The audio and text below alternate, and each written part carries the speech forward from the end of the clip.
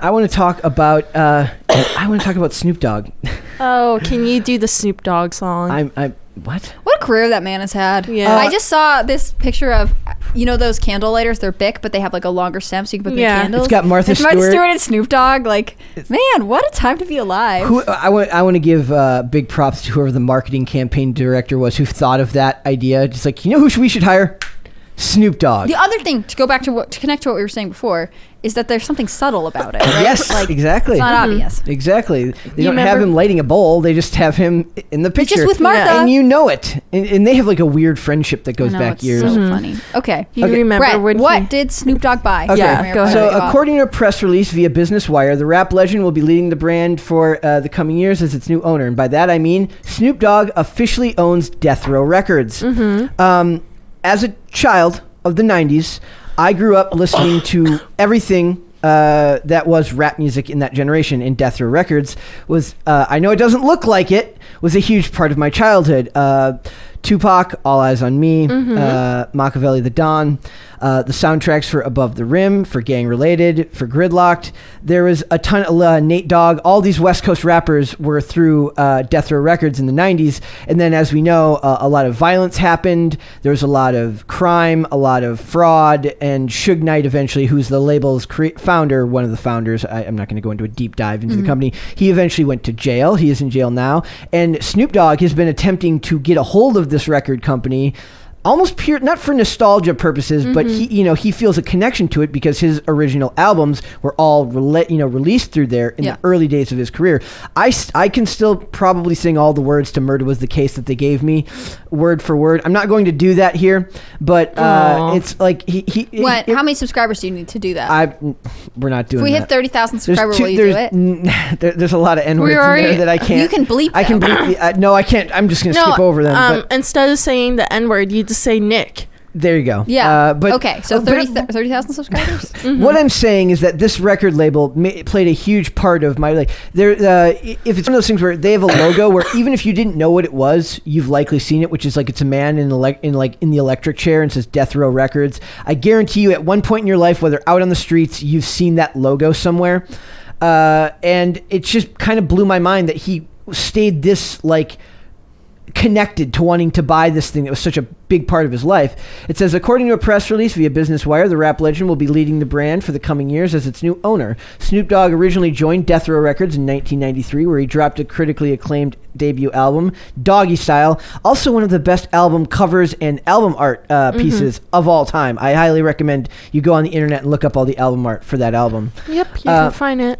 It says Snoop Dogg emphasized how excited he was to have acquired such a significant brand to the culture like Death Row. I am thrilled and appreciative of the opportunity to acquire the iconic and culturally significant Death Row Records brand, which has an immense untapped future value, the rap icon said. It feels good to have ownership of the label I was part of the beginning of in the start of my career, and as one of the founding members, this is an extremely meaningful moment for me. I would like to personally thank the team at Blackstone, Emma NRK, and especially David Kestenbaum, who worked collaboratively with me over several months to make this exciting homecoming a reality. I'm looking forward to building the next chapter of Death Row Records. So he was like, this is a Blackstone property. This is just another one of those venture capital owned. They knew it would be worth something. Yeah. So it says Snoop Dogg previously discussed his desire to own Death Row Records in an interview with GQ. He explained being turned down for the purchase led to a role with Def Jam Records. E1 Music, which owned Death Row Records up until April of 2021, didn't want to give me action at it. So then I asked, could I buy it? And they acted like they didn't want to sell it. Of course, because they see value. I mean, like I said. Also, he expressed that he wanted to buy it, and they were like, No. Yeah. How much can we get for this? He should have been like, I could, I'd like to have it, maybe, kind of, sort of. But it probably worked against him over the years to have shown so much desire to own this label. Mm-hmm. But this is an older article. This is from earlier this year, I believe. Mm-hmm. And it says Snoop Dogg reveals he was hurt after not being able to purchase Death Row Records. So he's been after this for a while. And I really do think, have you ever seen those memes? It says, it's Snoop Dogg working at a drive-thru. It's Snoop Dogg doing all these weird stuff. It says Snoop Dogg really is just playing all the side quests right now. So funny. Because he's done everything he needs to do. Yeah. And what's weird is I looked up his net worth. Now, obviously, these net worth predictions Not always accurate. are very far from accurate. But it was like only 150 million, which is a lot of money. But to purchase I would love to be able to see the contract about what is included by purchasing this record. If it means all of the masters of all of these albums, or if you just literally bought the record label exactly name, Death Row Records. Yeah, I'd be curious about that too. What I like about this story is that this is like I've made my money and now I'm just buying something I really it's like if you it's a middle-aged guy buying a Corvette. Exactly. It's a rich middle-aged guy, except for he's buying a record label. Right. If you make it, you have your like 100,000, 100 million, 200 million in the bank. Like what is your emotional purchase that you were like, I'm just getting it. It doesn't matter. Because that's what it seems like. Like, I mean, they're using emotional language. He was hurt. Like it's sentimental to him. I would buy the house from Scream 1. The house in the hills from Scream 1. Where is that? It's in the hills of California. Would you live there, or would you just like? I would live there. I would live there. You want to live in California? No, I don't. But if I had that much money, I'd keep my money offshore. Yeah. Miracle, what's yours? What's yours? Like your emotional treat myself. I've made it purchase. Oh, really? Well, I was talking to one of our coworkers. I'm planning to invest into property and just like. After that, rent all the rooms and then just make more money off of that, renting rooms nonstop. And then I'm going to open my own clothing line and then sell that. And then we're just going to make a bunch of merch. So nonstop. What would you do? But like if you like, you make your millions, like what is that thing? No, I'm just going to keep on working. You're going to keep working? But like you're not going to have, like you're not going to buy yourself a fancy car, a record label, buy at least a house. one thing for yourself. No. Like I've known people who buy their like childhood home. She's horrible at this. This is like she's young. She hasn't dreamed as long as we have. It's a hypothetical. I know, but like no. Why would you do that? Because like you have money. I mean, you have to spend when you have that much money. You actually have to buy things because like that's otherwise true. it's all capital gains and taxes and things like that. That's true. I don't know. Maybe. I really don't know because I don't really think about spending like that. I think more like investments. Yeah. I have a hard time deciding what I would get. Like I don't know. What would you get? I don't know. Now you have to let us know. I have thought about like okay, give us two things. Buying like the apartment in New York where my parents first lived when they were married. Wow, okay. Or like for me, I think it's all sentimental. Like I would want to like treat my family to like a cool vacation or something. I can't think of a physical object. Like this is really specific. Like this is like a foundation of who he is.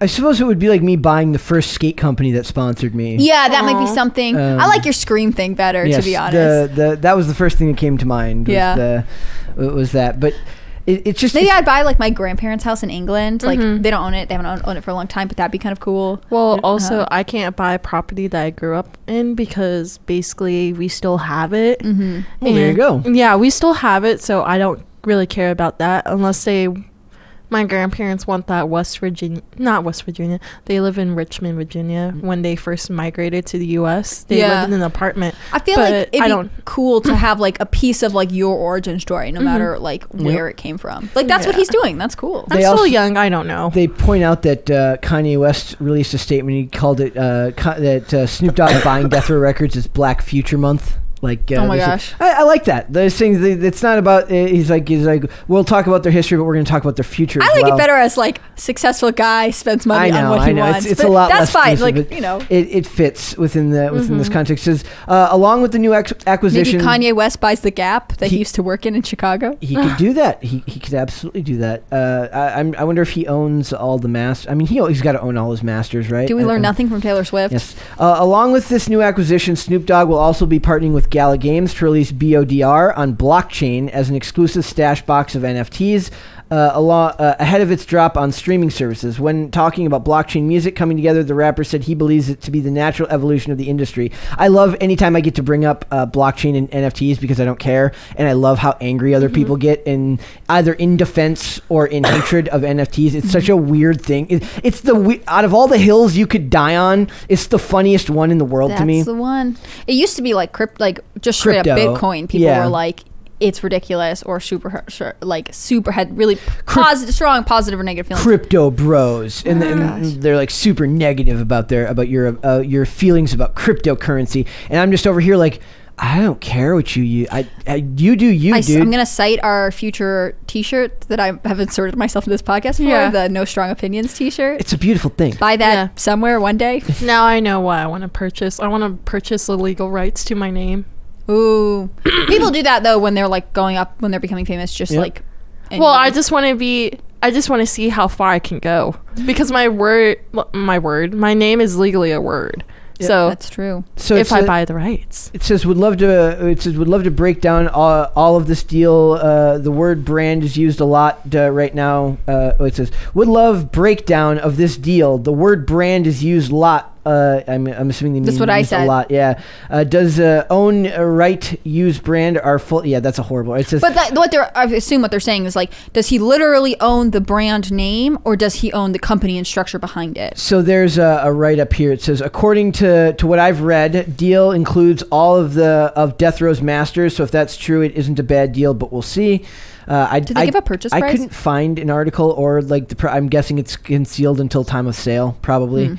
According to what I've read, the deal includes all of DR's masters, so if that's true, that isn't a bad deal, but we'll see. And then some people go in and they talk about how Suge Knight really did ruin Death Row and Tupac. The death of Tupac was obviously the biggest blow against against the label, and then after that, Bad Boy Records, Death Row Records, Def Jam survived, but the rest of it, everything that was kind of connected with the East Coast West Coast feud, kind of fell out of public consciousness, at least as far as mainstream public consciousness. Rap is obviously a completely different game now, but it's just funny because Suge's definitely in jail, and it's good to see that Snoop, who is for all intents and purposes become kind of a cultural icon. That man can just do anything. He can really do anything. That's true. Like change his name to Snoop Lion. Yes, he can. But do nobody that. called him that because it wasn't catching on. Yeah, dude. It's our nickname for him, Snoop Dogg. I mean, he's Sasha Banks' uncle. Yeah, I knew that. Yeah, like he like sang her to the ring at like one of the WrestleManias. He really like. I bet you like he has like a no policy. Somebody asks him to do something, he says sure. Yeah. No, I love the interview that Fluffy talked about in one of his comedy stand-ups on Netflix. He was like, yeah, so I got interviewed by Snoop Dogg for his podcast, and legit, I brought my son because he was such a Snoop Dogg fan. And how old was the son? Like that, it's weird. Like any kid who's like a fan of Snoop Dogg now is probably not a fan of Snoop Dogg for his music, but for Snoop Dogg as the. But they might be. The personality. I mean, like part of having like an online presence and legacy is like so younger people can discover you, like this guy. Yeah. So look how young he looks there in that picture. That's true. When the comedy show came out, I barely turned 18. The son, I think he's like a couple months older than me, or 1 year older than me. Okay. But yeah, basically what happened was he went to the interview, and Snoop Dogg, like, you know how his podcast is the same thing like Joe Rogan, where they smoke a little bit weed. Yeah. So he was like, do you want to take a hit? And Fluffy was like exaggerating how big the blunt was, but he was like, this is like the biggest blunt ever, and I wanted to be a good example to my son, but my son was encouraging me, so I took the peer pressure and took a big huff into it. And then we're listening to like Hispanic music, and then I was like, wait, you don't even speak Spanish. Do you even know what they're talking about? And Snoop Dogg, like, he quote him, he was like, I shit you not. He said, gangster, no gangster. That's Brett's life motto. Exactly. Snoop Dogg's the man. Exactly. You can't get mad at him. You really can't. So his best friend is Martha Stewart, if you think about it. It really is like the definition of like somebody saw those two together in some marketing agency, and the studio's like, this is going to be awesome. Yeah. It's a weird Hollywood odd couple. People are gonna love this. It's fantastic. It's fantastic. But I love it how people are like, well, he talks about Long Beach so much. How come he moved out? And I was like, nobody wants to live in Long Beach. It was probably even worse back then. A native then. Californian has spoken. That Death Row Records, that's the home of Regulators from Warren G. All the soundtrack. So I say fantastic for Snoop Dogg. I can't wait to see. I hope he does re-releases and everything. He'll make a lot of money. If he does own the masters and he does like re-released versions of like All Eyes on Me, which is arguably disc one of All Eyes on Me, is probably my favorite CD or like album of all time. So I would buy it even if I don't have a CD player. So I'm not a vinyl person. I have a lot of friends that are vinyl people. I'm not a vinyl person. Would you ever purchase vinyl art? Actually, putting up the album cover to All Eyes on Me behind me might be a good idea. That actually might be something I could do. But or maybe I'll put up a Death Row poster. So the only reason I ask because like there's certain artists like who carve and cut into vinyl to make it into like clocks, but it's like intricate designs of like Alice in Wonderland or like whatever movie you're into. I don't know. Expensive though, right? Depending where you buy it from. I don't support Etsy because they screw over the artists a lot, but they sell it pretty cheap on there. Also eBay. Yeah, well, eBay might be a good look. Yeah. So yes, thank you, Snoop Dogg. We look forward to what you're going to release from them. Thanks for watching this clip, guys. If you want to see full episodes or follow us on social media, links are in the description below. Bye. Bye.